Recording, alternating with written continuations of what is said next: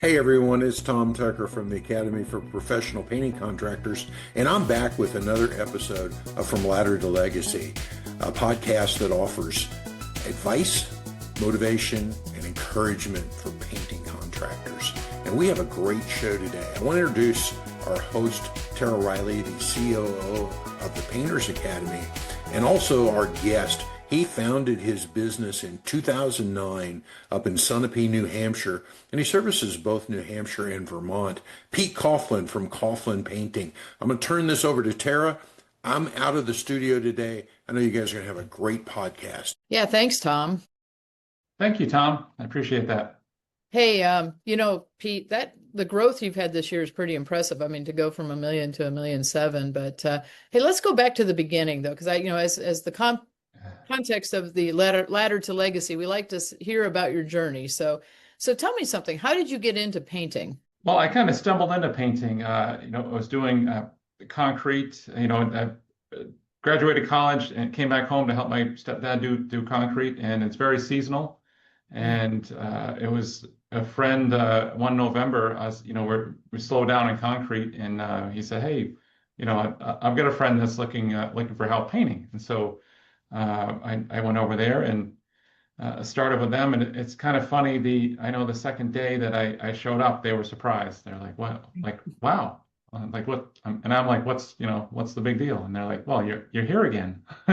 So we started working with them, and I really liked it. I enjoyed the seeing your results, and I'm real detail oriented, and so I love that aspect of it. And worked for them for about a year. Started running one of their crews, and just decided that to go on my own and have some more control. And so that's what I did. And at that point, I teamed up with my wife, who had been helping a little bit with us there. And so we started off together, and it was challenging at first, for sure. It's certainly a leap of faith. But we just tried to do right by people and work on connections that I had. And it was a lot of beating the pavement. And we were never more than 2 weeks out of work, which could be a little stressful. Maybe you're 3 weeks, and then that creeps up, but something would always come up. And so that's where I think the faith comes in, that something will come up, and just doing a good job, and then it starts to build. And we did a lot of interiors, and as we get outside, it's more challenging. Susie, my wife, is great, but I didn't never want to see her get hurt either. And so, you get outside, you have heights and that sort of thing. And so that's when we started to grow a little bit with a helper or two, and that's always a challenge when you're small. I think that's the hardest part, is to find good people. And not knowing anything about business, you're just going on craftsmanship. And so it's one of those things where, hey, you have a great phone call and it sounds like a good person. Well, here's where we are. Let's we'll see you on Monday. And then they may show up, they might not. Sometimes they would show up and you wish they didn't. but we were able to find a good person or two, and they would run to a certain extent, until their time maybe came up. And so that got us to a certain point. Right. But that's really how it started. Yeah. So now, were you already married when you started the painting company, and neither of you, or Susie, didn't have a painting background either, or was there more history behind that? No.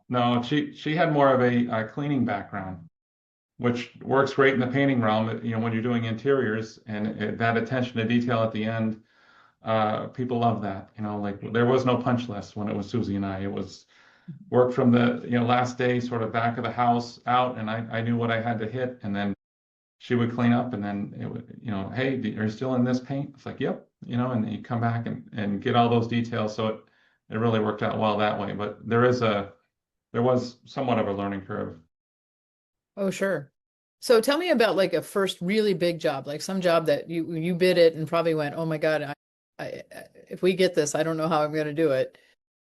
Did you have one like that in the beginning of your business? Yeah, we had one for sure, and it's always the challenge I feel like is, and it was just, you look at it now, it's just really just a normal house, but there were some dormers that were high. I think sometimes when people, architects in particular, when they draw up a house, they don't really think of the painter. No. So it looks good on paper, but how do you repaint that? And so that was one that was a bit of a challenge. And certainly in the beginning, you take some risks that you wouldn't otherwise. I mean, now I'm all about safety, but then it's yeah, I can reach that from here, and if I lean over here, but it was certainly the logistics. Not having a big background in painting. My dad wasn't a painter. I didn't grow up as a painter. That puts you behind a little bit in that realm. So in that regard, I wish I had worked a little longer with other painting companies just to kind of learn more of that. But you figure it out, and you do it safely, and hopefully nobody gets hurt in the process. That's right. So, at some point, and I heard you kind of describing this as you were talking about the history, there's a point at which you kind of pivot to realizing I'm a business owner and I'm running a business versus working a trade. Do you kind of, what really brought that mindset on for you? Or do you remember a transition point where that really dawned on you that, hey, I'm really running a business here, and I'm going to start growing it? I think I'm a slow learner in that regard. We've been doing this a long time, and you just don't know what you don't know. And it's one of those, if you don't change anything, nothing changes. And so you go year after year, and I just work hard 6, 7 days a week. But I owned my job for a long time, and it was really finding a coach. Really is, I wish I had done that 10 years before I did. Let's put it that way. But that combination of finding a coach, and then I feel very grateful to have some good people with me, and it's just thin threads. When I started painting, you know, painted with the company, and we always kind of stayed in touch with some of those people, and one in particular. And he called me up one day and was like, "Hey, are you hiring?" And we used to talk about painting some and different helpers we had and employees. And I thought he had a painter that he was going to recommend to me. And I said, "Yeah, I said, I'm always looking for talent." And then he's like, "All right, I'll call you tomorrow." And so he called the next day, and he was looking to come on board. And now he was doing the same role for his brother, which was estimating and doing the estimating virtually. And that was a big step for me, but it was crucial as I look back, because without that, I would still be in the field, I feel like. But it's just before that, I signed up for some coaching, and that really gave me systems Right. to put in place. And recruitment was a big one, and getting that dialed in, where now you're interviewing people multiple times, doing some skills tests, background checks, and really have a great process for that. So you're weeding out a lot of those undesirable people that you don't want in your business. And so sort of that combination is when I felt like, hey, I'm actually running a business here where I've got people working for me, and I don't have to do every aspect. And I've got some OCD, and so that's a big step. You feel like, hey, if it's going to get done right, I have to do it, and that can be very limiting. There's no way you can build a business that way. I mean, I know now, like, I can't, I am not the best person to do this aspect or that aspect, because I'm trying to do too much maybe at times. And if someone's just solely focused on that, and maybe that's their desire and their skill set, I don't, and so you just try and find good people and put them in positions to win. Yeah. It seems like your recent hire of an administrative assistant has been a big help as well. Tell us a bit about that. It's another one of those, you don't know what you're missing until you have it. Just the workload that gets taken off of my desk in terms of scheduling, answering the phone, and Jane in our office has been really great. She hasn't been with us for more than maybe 2 months, I think. But it's just made a world of difference. And the just the change it can have, and now it's like we have challenges that arise and I don't even know about them. And so that is such a great feeling to, you ask, well, what's going on there? Well, we didn't tell you because you didn't need to know about it. We have it under control. And so I just say, okay, I'm gonna, go over here and work on this. And so it's really, and it feels so good to have good people that can handle those things. And it doesn't, I don't feel like I'm in business alone. And that's huge. That is huge. And, I think this lesson for a lot of people is, some people I can imagine are listening to this right now and they're freaking out like, no, I need to know everything that's going on in the business. And, having a team that can discern what needs to escalate to you and doesn't need to escalate to you and can be resolved is, I think is really critical. And that's really about hiring the right people and having people that understand the mission and have good thought processes. Talk a little bit about, how you've built that culture, or do you feel it's just who you've hired, or are there things you've done to really make sure they're comfortable handling these things and not escalating everything to you? Well, I think it's hiring the right people is probably the majority of it. And certainly you want to have a good system in place for that. And then, systems in place after, so they know, what to do and sort of chain of command. And we're not perfect. We're still working on that. You never know sometimes what each day will bring or each project, and I guess that's what you get when you deal with people, right? I mean, and not just we've got some great painters uh, and great people in the office, but you try and be on the same page with everyone, with the painters and then with the clients, but they can always throw you a curveball. But it's just having the systems in place where it's, Right. can you figure this out on your own? Yes. Okay, then do that. If you need help, certainly we're here to help in the office, or and then there's some technology can help with that as well. Right. True. So along the way, now that you've been in business for quite a while, but what do you feel, what challenge has tested your leadership the most? Boy, that's a good question. Tested me the most.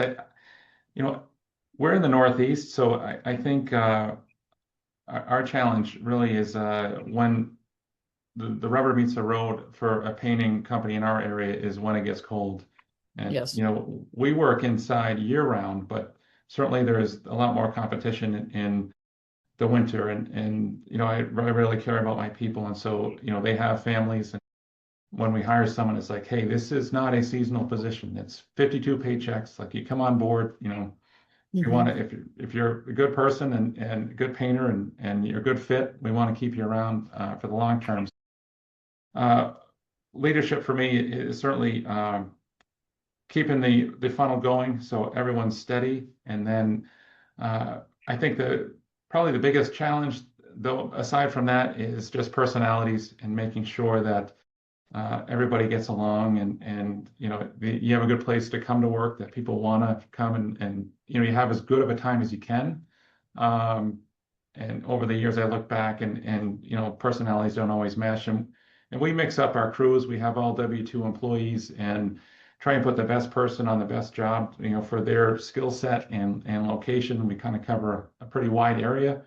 And so there's a lot of intermingling, and when you have intermingling between crews, you can get some drama because he said, she said, or that sort of thing. And so that's really when I think my leadership gets tested the most, is when there is an issue. But I look back to even just the past couple of years. If I look back 2 years ago and I look at the level of talent we have and the people, it's so much easier now having more people, but just higher quality. And we don't really have any of that, and that comes from just great communication, and we try and steer it in the right direction and have regular meetings that we can all make sure we're on the same page. And if there are issues, you take care of them before they become bigger. Absolutely. Speaking of, you mentioned winter and competition. You're in a kind of a unique area in New Hampshire. I think it's an interesting lesson of talking about how much supply there actually is in painting, because what's the population of Claremont? Maybe 13, 14,000? Yeah, 13,000. I mean, I realize it's sort of you're in a somewhat of a resort area, or there's some really high-end homes in your Yeah, area. we have a bigger region, that's called the Upper Valley, which, if I had to guess, and it would be a guess, I think maybe it's 150,000 people within that radius. So, we travel, 45 minutes or so, in a radius. And so, yeah, there's some good areas that have a lot of second homes, and we do quite a few of those. Well, anyway, where I'm leading to is that, ironically, we're familiar with the fact that there are actually three pretty good sized painting companies that are based right in your area, and you're pretty good friends with the other guys that own those. Is that correct? It is, yeah, yeah. We all are in the same area, but there's a lakes region there that we all do quite a bit of work on. But I don't feel like we really compete very often, and so that's I don't know. You have your clientele, and it all seems to work. And so, yes, maybe we are competition, but we can also be colleagues, and that's a mindset shift. When you first start out painting, it's like, oh, well, look at that, they're painting over there. Why didn't they call? Yeah. You get this small mentality where there's plenty to go around for everybody, and you don't have to be uh, looking bad at anyone else, or we can all kind of raise all Yeah. the ships with the tide, sort Well, of. and I know, all three of you guys are high quality. I think you're all you're plus million plus businesses, and you're in this small community. And again, I think the lesson, we often talk about a scarcity mindset versus a mindset of abundance. Because, one of the scary things, and this is, my years of coaching, is that when we start to have a scarcity mindset, like everything is scarce, we make, I think, bad decisions for the business. We retrench when we should be aggressive. We get desperate when we don't need to be desperate, right? And I think the story and the lesson, the unique lesson from Claremont is, look, okay, here's a town, like you said, 13,000, a region of 150,000. That's not huge. And yet we know there are three really substantial painting companies working in that area, and more probably.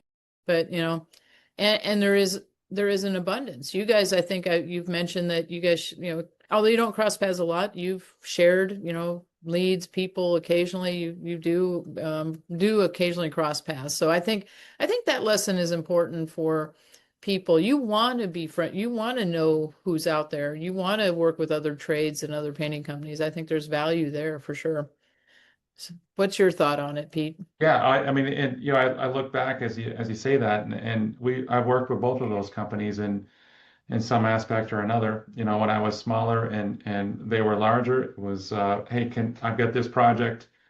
Can you help me with this?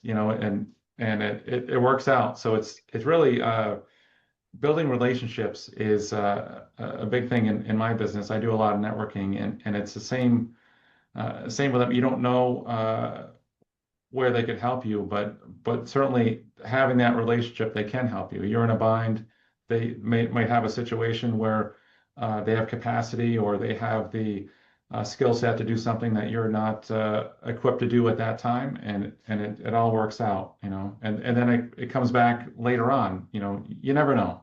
You never know what it brings, but it's always nice to have that open relationship. And if you have questions, you can call them and, hey, what are you doing here?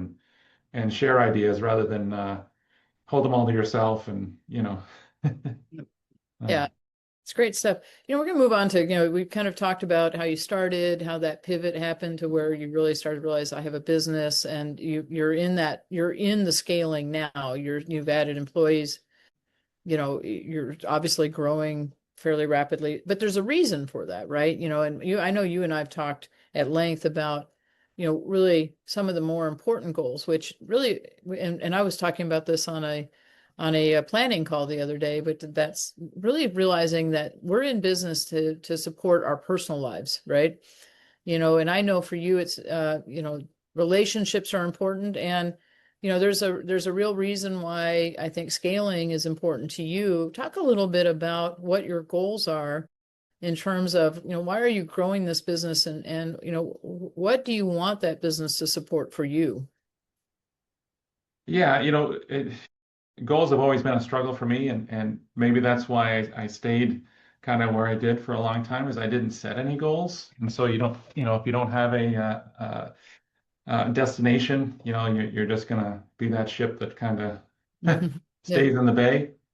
But my wife's from Jamaica, and so we enjoy going down there to visit the family, and that's really a necessity for her happiness. And that's, we've been married 21 years, and my goal is just to keep her happy, and if she's happy, I'm happy, right. uh, and so I never really dreamed it was even possible with a painting company. Early on, it like I have to try to do something else like network marketing or some other something with some passive income. But I enjoy the work I do, but now it's more. My goal is to replace myself in as many facets as I can, just for one, for security, uh, but then to be able to go down to Jamaica and still run the business from there. And so it still depends on me right now, and maybe someday it won't, and that's sort of the goal, is to get to that point. But just to have the freedom where I'm not working 6, 7 days a week physically. I have a bad hip, so I had to make a decision a few years back where it's, I can keep doing what I'm doing, but I'm going to be one of those old painters, Yeah. and then once your body breaks down, what do you have? But yeah, just to set the goal to, it's always been it's more of a dream at one point, was to go down to Jamaica and spend 6 months there and like avoid the New Hampshire winters. We'll leave when the clocks change, and we'll come back when they change back in the spring. And now it's becoming more of a reality. And maybe we don't do the 6 months, the whole thing, but we can go down for a month at a time in the winter, and come back, and we still have a business that's making money, and people are still getting paychecks, and Right. that's a great feeling. And just having that, we did that for the first time last year with we had 8 painters at the time, and so that I feel very proud of that. We have more painters this year, and so we're gonna try it again, and it's gonna work again, and every year just get a little Yeah. better, and keep it going in that direction where we can take a vacation when we want to, and that's really having the time freedom to be able to do that is a big goal of ours. Yeah.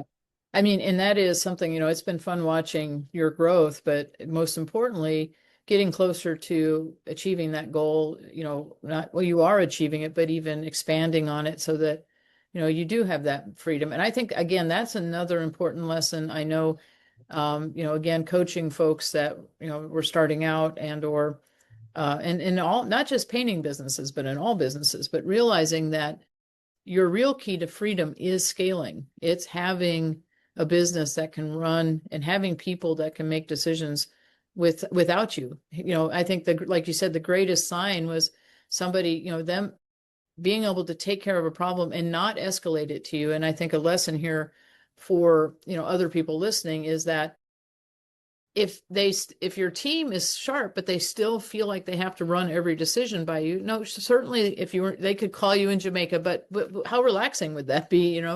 They should be able, being able for your team to feel comfortable making those decisions without you is a testimony to your leadership.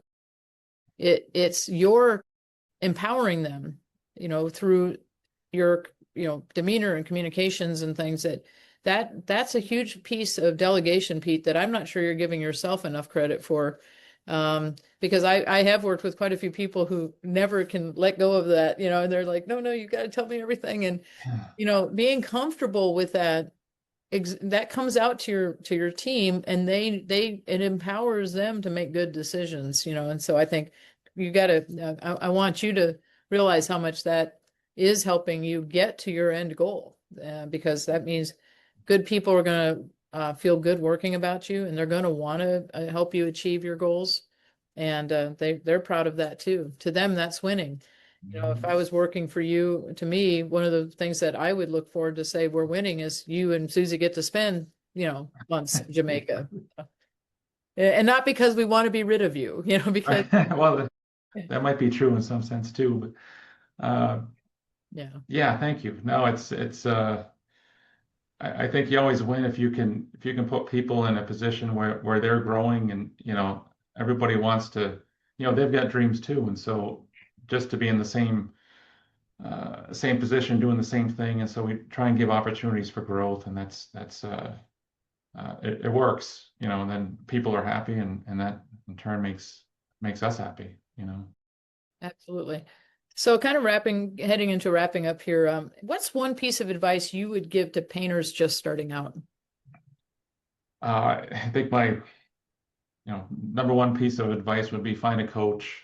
That would be like, do that first. Maybe you don't think you can afford it or whatever, but you can't afford not to in some regard.